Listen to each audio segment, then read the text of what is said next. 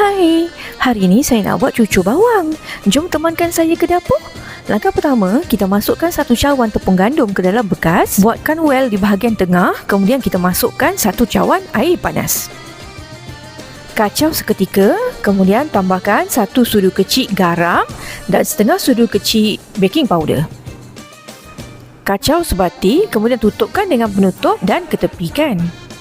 Next, kita sediakan bahan pelengkap pula. Ambil 5 biji cili padi dan 1 biji bawang besar. Kita bersihkan, kemudian kita masukkan ke dalam chopper. Chopkan kedua bahan ini, kemudian kita masukkan ke dalam batter tepung yang kita dah bancuh awal tadi. Gaulkan sehingga menjadi sebati. Kemudian seterusnya, bolehlah kita panaskan minyak untuk terus menggoreng. Dengan menggunakan bahagian hujung jari, kita ambil batter itu dan kita jemputkan ke dalam minyak yang panas.